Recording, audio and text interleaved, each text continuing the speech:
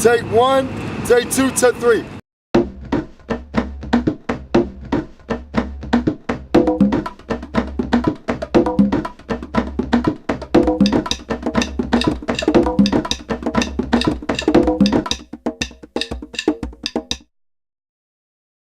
A lot of little things, I think, that aren't always super obvious to someone who maybe rides a car all the time. In other countries, there's a lot more biking going on than there is in the United States. I mean, it just benefits going green and saving gas. Really for economic reasons. Cars are too expensive. I mean, I'd like to say that it's just because I'm so green, but that's really not it. I can't afford to drive. I mean, I like bike riding. The cars are expensive and stuff. I paddle like a car to save me gas money. And it's really actually called the CB, and it stands for car bike. I haven't put gas in my car for like a few months now, so that's a good thing. Passing by on your bike down the street and being able to stop and talk to a friend or say hi to someone are things that you really can't do in a car. Biked in North Park on their trail, around the lake. Lovely. It's a pretty bike-friendly city. So I mean, there's a bunch of good stuff around here. There's awesome trails. There are just dozens of benefits to bicycling.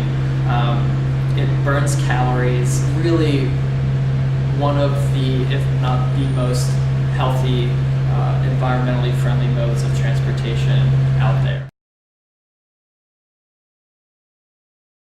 Bikes really get the short end of the stick when it comes to funds and just consideration. The lack of continuity in the bicycle route system.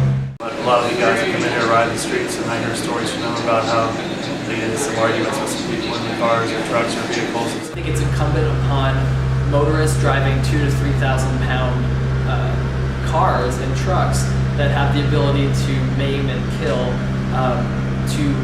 to be extra careful. That's not to say that bicyclists and pedestrians can't do a better job out there either. Up on Craig Street, I saw a woman pull out, never looked for the biker, and hit him. He flew right up over the car. But for 32 years, this guy rode his bike into town. He was hit by a car 3 times. He fell once, dislocated his shoulder.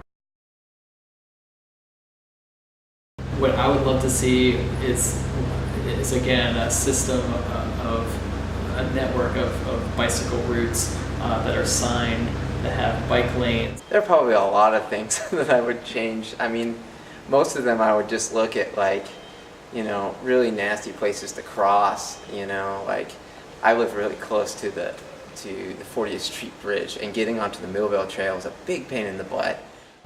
I think bicycling in Pittsburgh looks like people of all ages and races and economic status biking and enjoying it and feeling safe. I say the economy is going to change around in the future where like a lot of people is not going to be riding cars no more. They're going to be making car bikes. Really forcing the city to make large infrastructure changes and huge changes to how they look and how they develop like transportation. It looks like a lot more than 1% of our population commuting by bike.